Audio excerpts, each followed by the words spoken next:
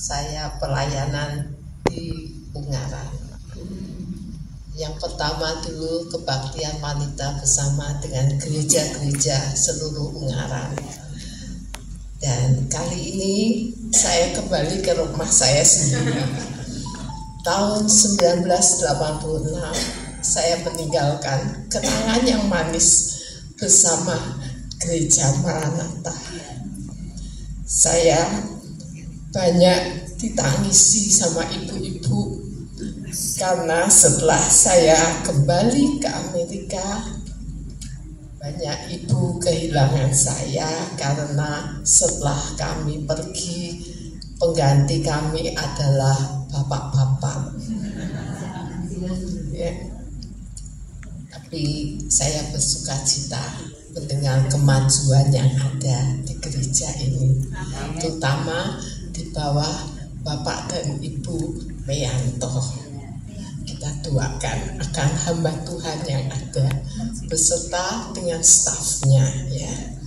Saudara-saudara, lebih dulu saya menyampaikan selamat Hari Valentine dan Sinchon Gyeonggi buat yang merayakannya, ya. Semua kebanyakan pakai baju merah, ya. Merah itu kesukaannya Pak Adi. Pak Adi kenal saya karena baju merah.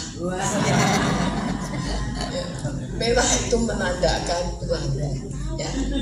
Dan makanya itu kalau bapak sama ibu lihat Pak Adi itu kebanyakan pakai bajunya merah, ya.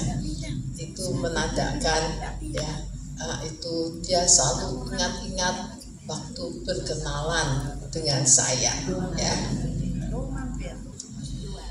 Meski kita sudah tidak muda lagi, saya juga tidak muda, usia saya sekarang sedang menjelang 72, sudah 72 lah, ya. Tapi kita tetap semangat, terutama dalam ikut Tuhan. Saya tidak merasa tua, saya masih semangatnya muda. Saya masih mengajar, ya, untuk anak-anak di sekolah teologi, ya. Dan saya ingin tetap jadi contoh untuk setiap anggota jemaat saya maupun anak-anak saya, menantu saya, ya, supaya apa? Supaya nama Tuhan dipermuliakan. Amin. Ya. Apa toh sebenarnya keinginan kita yang sudah lanjut atau lansia ini, ya, lanjut usia, ya, lansia ini, apa toh keinginan kita? Kalau kita lihat, ya, badan kita ini semakin hari semakin merosot, mata mulai tidak kelihatan, jalan aja kalau tidak hati-hati sering jatuh, pelupa, ya. Apa yang menjadi keinginan kita dengan usia kita ini? Satu hal yang untuk saya, supaya semua anggota keluarga saya kenal Tuhan. Amin. Dan saya ingin juga dengan saudara-saudara sekalian, kalau nanti saya dipanggil Tuhan, saya masuk surga, saya tidak kepingin suami saya, anak saya, menantu saya, adik-adik saya, ya, saudara-saudara saya ketinggalan. Saya ingin mereka semua masuk ke surga bersama saya, ya. Maka itu kita doakan, kita usahakan supaya mereka pun mengenal akan Tuhan. Saya sangat terkesan dengan saudara daripada Ibu Heni.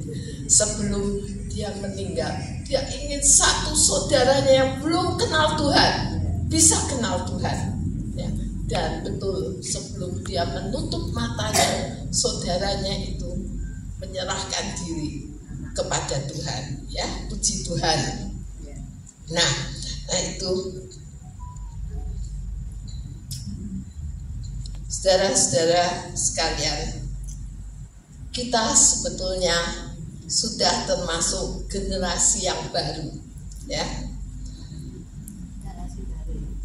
Dulu saudara-saudara, kita masih ingat enggak waktu kita ini masih muda, kita nih kalau pakai lampu ini kan enggak, bukan lampu seperti ini kan, LED. Kita pakai lampu teplok, lampu Petromax, ya. Sekarang sudah ganti, ada bulb, ada LED, ya. Dan bukan itu saja. Dulu kalau kita ini nulis surat, kita ini kan selalu pakai mesin ketik kan, mesin tik tik tik tik tik tik. Sekarang nggak usah, dengan gadget kita ketik dalam waktu 1 detik sudah sampai. Ya kalau dulu kan masih harus kirim per pos berminggu-minggu.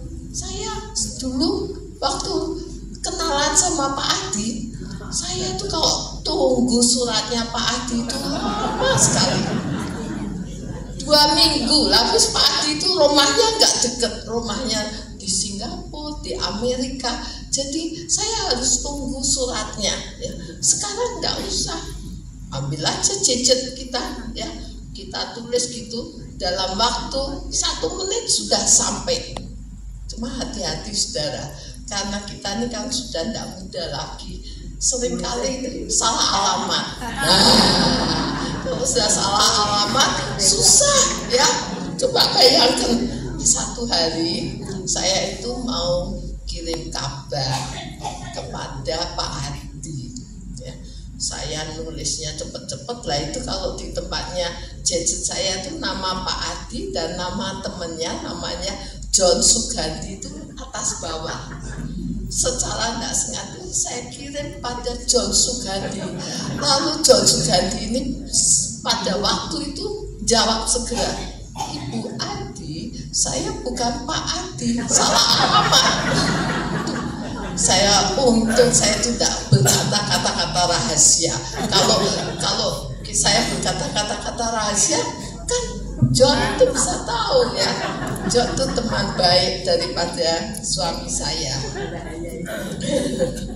Ya, nah saudara-saudara, dulu ya kalau kita mau dengerin lagu, ya kita kan harus setel radio kita, ya. Kadangkala kalau kita mau itu ngetik, kadangkala dengan tape recorder itu kan kadangkala itu lebet, nggak bisa jalan, ya.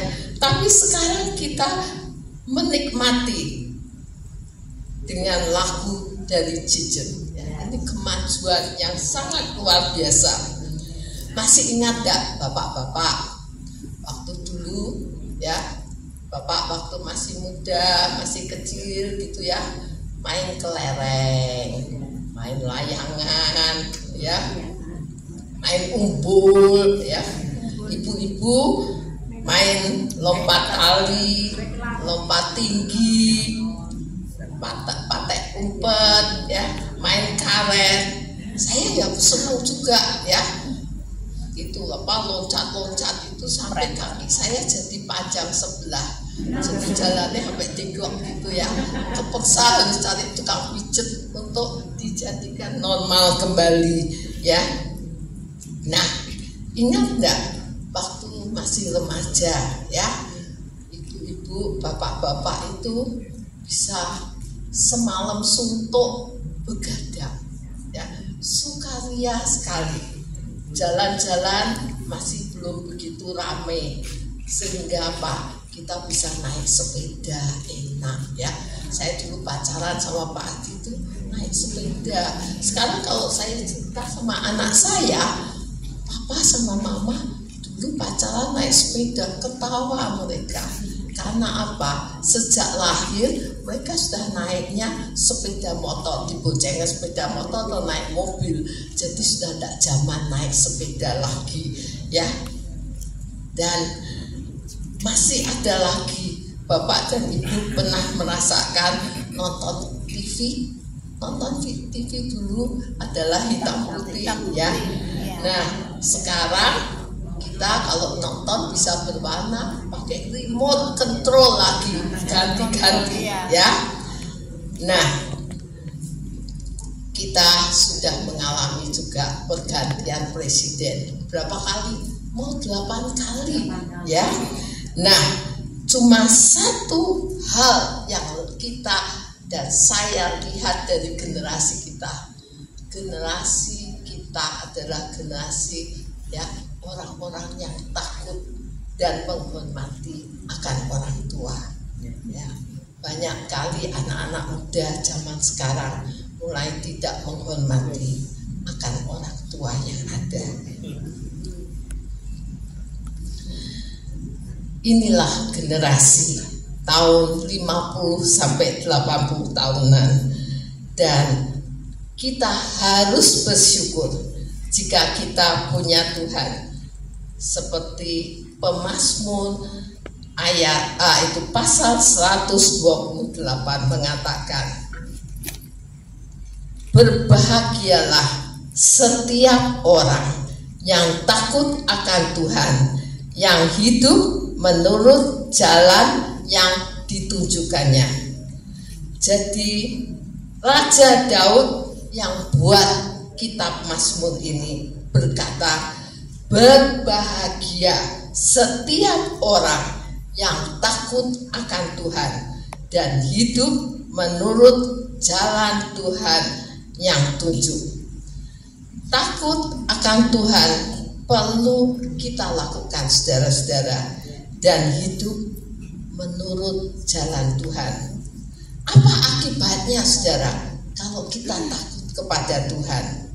Ayat 2 mengatakan, apabila engkau memakan hasil jerih payah tanganmu, berbahagialah engkau dan baiklah keadaanmu. Bukan itu saja, Alkitab nyambung lagi, istrimu akan menjadi pohon anggur yang subur di dalam rumahmu, anak-anakmu seperti tunas pohon zaitun sekeliling mejamu. Ini artinya apa? Semua diberkati, dicukupi jika engkau mau hidup takut kepada Tuhan. Hidup kita ini tidak bisa kita hitung.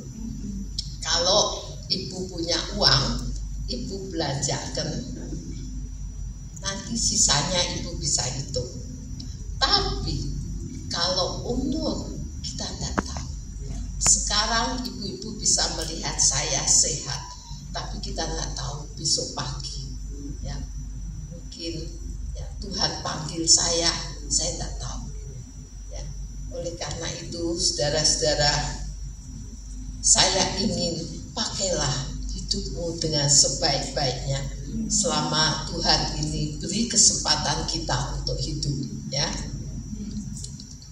saya akan berbagi satu kesaksian tentang seorang tentara Amerika. Ya. Tentara Amerika ini mau pulang ke daerahnya. Dia mau ngadang bus atau ngadang taksi, tapi nggak ada kendaraan yang lewat. Yang lewat hanya sebuah mobil limosin. Limosin itu ada mobil yang mewah sekali. Lalu dia tahu orang yang punya mobil limosin tentu orang kaya, ya. Dan tidak ada mobil lain, dia mau pulang, ya sudah, dia coba ngadang mobil limosin itu. Mobil itu berhenti, ya. Lalu yang punya tanya, kamu mau kemana? Oh, saya mau pulang ke rumah. Oke, mari masuk aja, ya.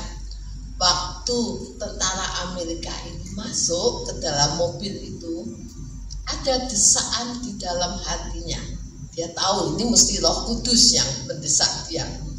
Dia kata, kamu bersaksi kepada itu pemilik mobil ini, ya, yang nyetir itu, ya, kamu bersaksi kepada dia, ya.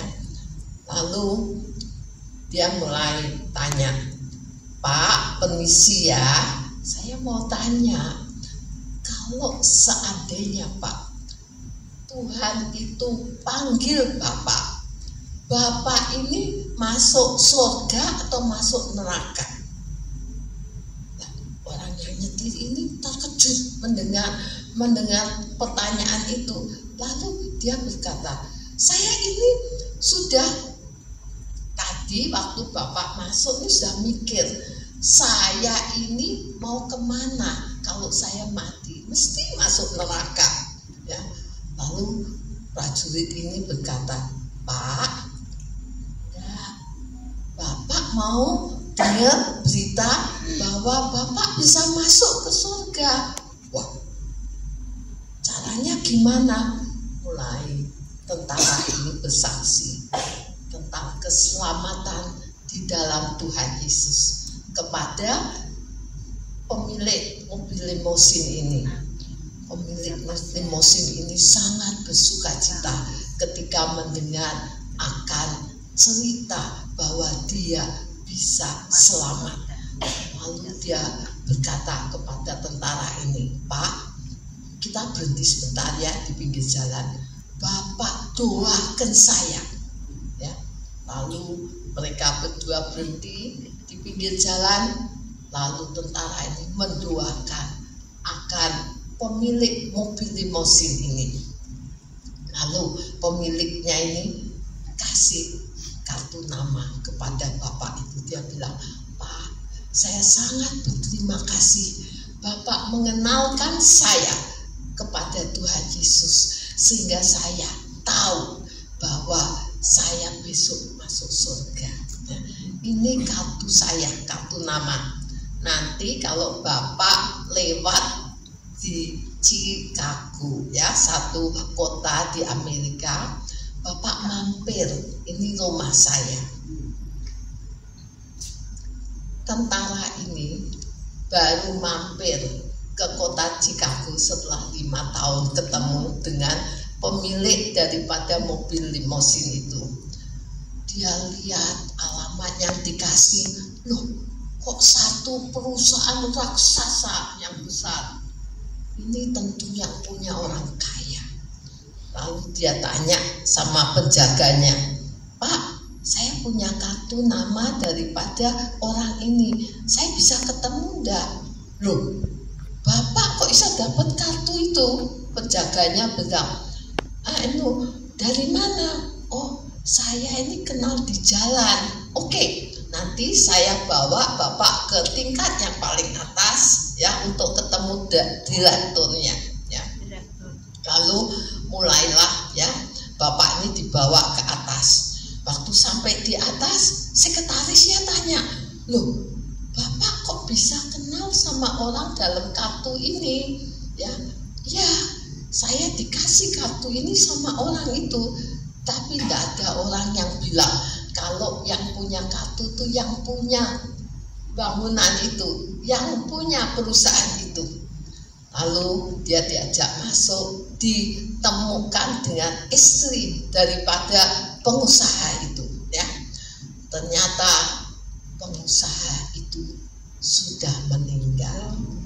Jadi waktu dia sudah sampai, ya, waktu dia menurunkan tentara itu, dia hendak pulang ke rumah. Tuhan panggil dia, ya. Nah, istrinya ini cerita semuanya. Istrinya berkata, saya menyesal, Pak, bahwa suami saya sudah meninggal. Saya berdoa bertahun-tahun untuk dia supaya kenal Tuhan. Saya sampai kecewa. Saya pikir suami saya ini sudah tidak kenal Tuhan. Dia nanti masuk neraka. Saya kecewa sekali. Saya sampai keluar dari gereja, keluar dari segala aktivitas yang ada. Lalu tentara ini berkata, tidak ibu, tidak usah kecewa. Doa ibu didengar oleh Tuhan. Sekarang Bapak ada di surga bersama dengan Tuhan, ya. Saudara-saudara, doa itu sangat penting. Karena doa istri-istri akan diberkati. Karena doa laki-laki, para suami juga akan diberkati Tuhan. Banyak berdoa saudara untuk ibu-ibu dan bapak-bapak, lebih-lebih di zaman akhir ini. Doa itu memiliki kekuatan untuk kita dalam kelemahan, dalam waktu kita sakit, waktu kita sendirian, waktu kita kekurangan. Datang pada Tuhan. Saya ingat seorang ayah ditanya oleh anaknya, "Pak, Papa ini kok tiap hari berdoa terus ya?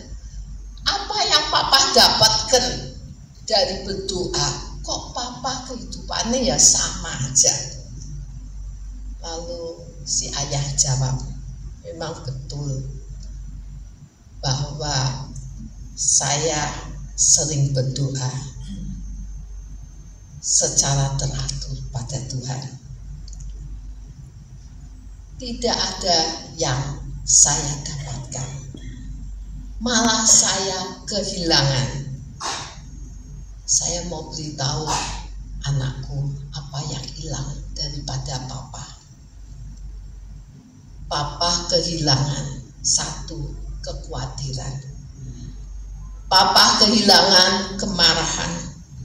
Papa kehilangan depresi. Papa kehilangan kekecewaan. Papa kehilangan sakit hati. Papa kehilangan rakus. Papa kehilangan ketamaan. Papa kehilangan kebencian. Papa kehilangan kesombongan. Dan ayah ini berkata, tapi setiap kali Papa habis berdoa, rasa hati Papa ini menjadi tenang. Kadangkala saudara-saudara, jawaban atas doa kita tidak selalu tentang apa yang kita dapat, tapi justru apa yang hilang dari kehidupan kita. Kebaikan Tuhan tidak dapat diukur dari apa yang kita dapat, karena Tuhan terkadang Allah bekerja lewat apa yang hilang dari kehidupan kita. Contoh kehidupan kita sebagai suami istri. Dalam kehidupan kita sebagai suami istri, tentu saja ada perbedaan pendapat, bahkan terkadang menyakitkan. Ada sepasang suami istri sedang melintasi gurun pasir. Di tengah perjalanan mereka bertengkar, dan suaminya itu mengata-ngatai istrinya dengan sangat menyakitkan. Tentu saja istrinya ini merasa sakit hati. Lalu dia menulis di pasir itu, ya, "Hari ini suamiku menyakiti hatiku." Setelah bertengkar selesai, mereka terus berjalan. Mereka menemukan satu oase, ya, satu tempat peristirahatan di tengah-tengah padang pasir yang ada, di mana mereka memutuskan untuk mandi. Si istri mencoba untuk berenang, tapi karena dia tidak hati-hati, dia mau tenggelam, dan suaminya berhasil menyelamatkan dia. Ketika si istri sudah sadar dari siumannya, dia menulis di atas batu, "Hari ini suamiku yang baik menyelamatkan nyawaku." Suaminya lalu tanya kepada istri, "Setelah saya melukai hatimu, kenapa kamu menulis di atas pasir? Dan sekarang kamu menulis di atas batu?" Istrinya tersenyum dan menjawab, "Ketika hal buruk terjadi, kita harus menulis di atas pasir. Sehingga ketika angin maaf datang berhembus, maka tulisan itu akan terhapus. Dan bila sesuatu yang luar biasa diperbuat suamiku, aku harus memahatnya di atas batu hatiku, agar tidak hilang ditiup angin. Amin. Dalam hidup suami istri, para lansia, lanjut usia, beda pendapat atau konflik selalu ada. Yang terpenting belajar untuk segera memaafkan dan lupakan hal-hal yang menyakitkan dalam hati kita. Belajar mengampuni, belajar memaafkan akan pasangan kita. Bagaimana dengan anak-anak kita? Mazmur 127 ayat 3 berkata, sesungguhnya anak-anak lelaki adalah milik pusaka daripada Tuhan, dan buah kandungan adalah suatu upah.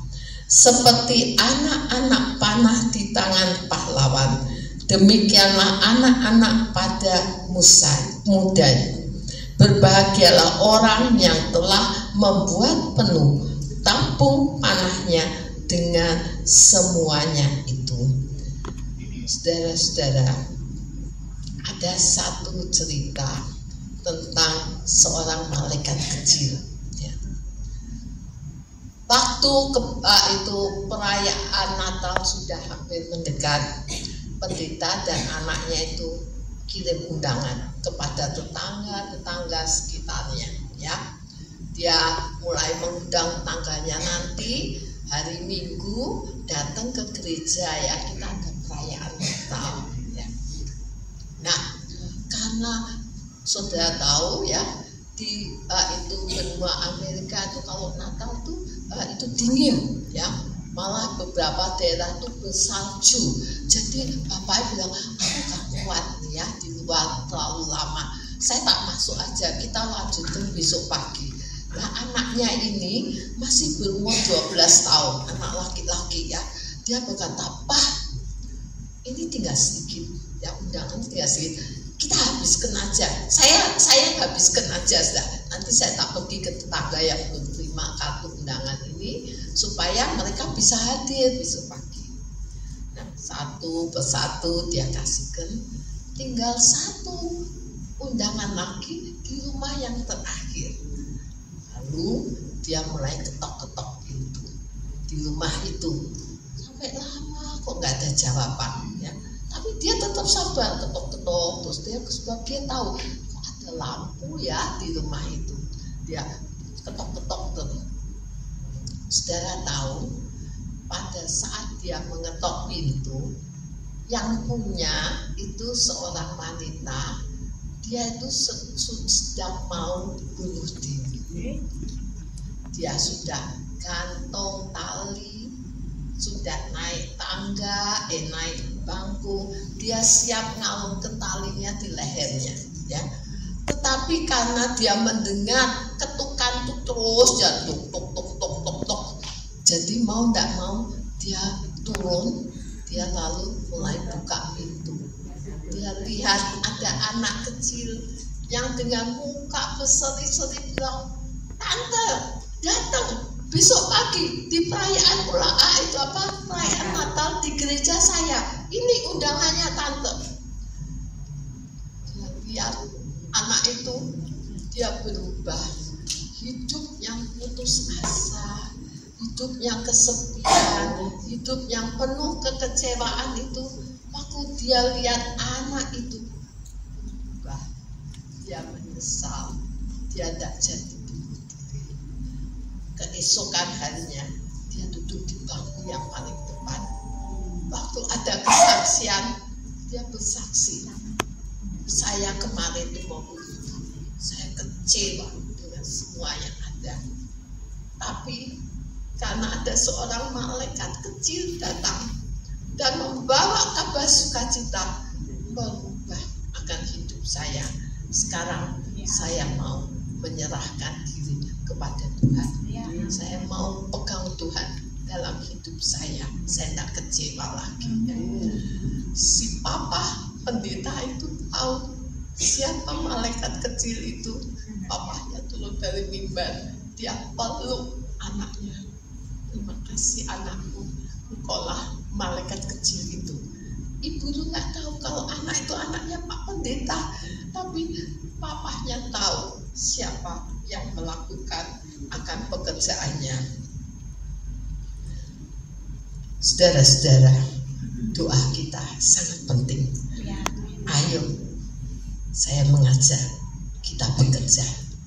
Meskipun badan kita ini sering tidak sehat, jalan kita mungkin ya tidak betul ya, kadang keseleo-seleo, kita cepat sakit, banyak sekali masalah yang kita hadapi sebagai orang yang sudah lanjut usianya.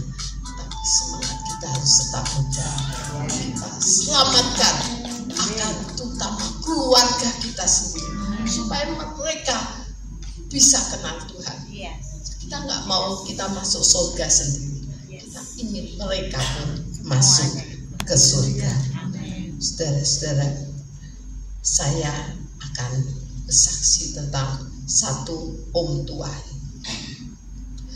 Satu hari ada satu om datang ke rumah sakit. Jempolnya tuh infeksi tapi sudah dijahit sama itu dokter, jadi tinggal buka itu plasternya ya. Tapi karena rumah sakit itu penuh, dia nggak bisa cepat dilayani. Tiap waktu dia duduk itu ya, dia selalu lihat jamnya, dia lihat jamnya terus.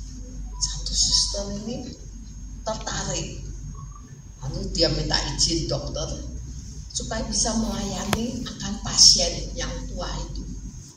Lalu dipanggil, lalu dilayani. Bapak ini dilayani ya, dibuka, ternyata jahitannya itu sudah kering ya, jadi mudah, tidak usah sama dokter, perawat ini juga bisa itu melayani orang tua ini. Terus perawat ini tanya sama bapak ini, Pak, bapak ini kok kelihatannya terburu-buru, kenapa toh Pak? Bapak selalu lihat jam bapak. Terus bapak ini kata, betul, saya ini punya janji ya, makan siang bersama istri saya. Loh, nah ini kan sudah jamnya terlambat Pak, ini sudah lebih dari jam makan. Iya, tapi istri saya tetap menunggu saya.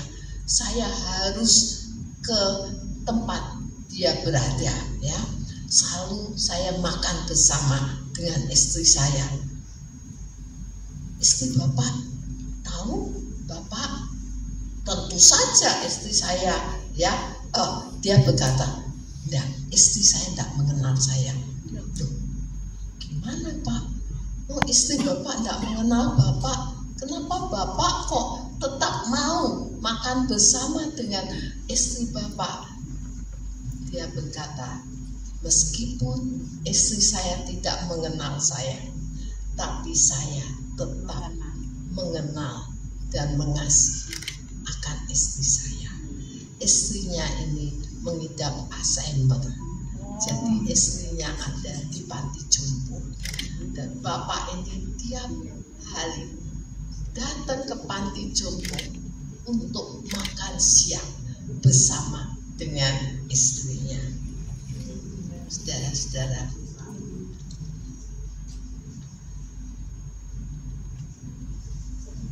cinta kasih yang kuat harus kita tetap jaga para lansia,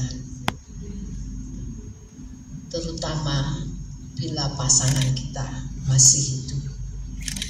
Cinta kasih seperti itulah yang Tuhan harapkan dalam hidup kita. Dan akan saya akhiri dengan ayat kelima dari Mazmur 128.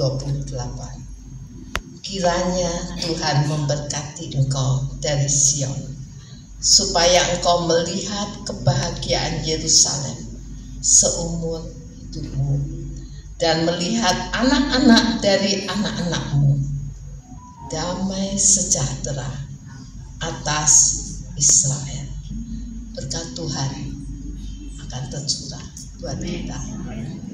Tetap semangat, tetap jadi berkat. Amin.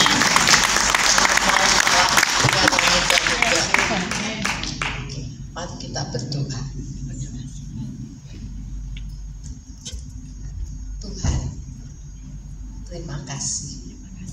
Kebenaran firman telah hamba sampaikan. Seperti apa yang Engkau firmankan kepada hamba.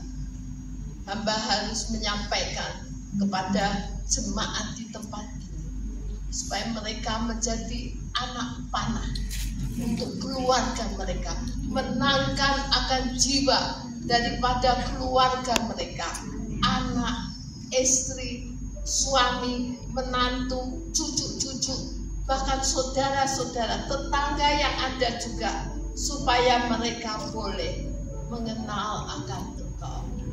Kita nggak tahu Tuhan waktu kita, kapan Engkau akan panggil. Tapi kita mau Tuhan, sebelum Engkau panggil kita, kita bisa menjadi berkat untuk keluarga, teman-teman dekat, orang-orang yang kami kasihi, yang kita kasihi. Terima kasih Tuhan untuk kebenaran firman. Engkau tidak meninggalkan. Beri kami kekuatan, beri kami kesehatan, beri kami keberanian untuk menyaksikan tentang Engkau kepada orang lain. Dalam nama Tuhan Yesus, kami sudah berdoa. Amin. Jalan kita di atas. Tuhan memberikan nyanyian baru dalam mulutku untuk memuji-muji Allah kita. Banyak orang akan melihatnya dan menjadi takut, lalu percaya kepada Tuhan. Yesus cinta saya, Yesus cinta kamu, Yesus cinta semuanya, firman-Nya digenapi. Yesus cinta saya, Yesus cinta kamu, Yesus cinta semuanya, firman-Nya digenapi. Firman-Nya digenapi. Saya, Yesus cinta kamu, Yesus cinta semuanya, firman-Nya digenapi. Yesus cinta saya, Yesus cinta kamu, Yesus cinta semuanya, firman-Nya digenapi. Firman-Nya digenapi.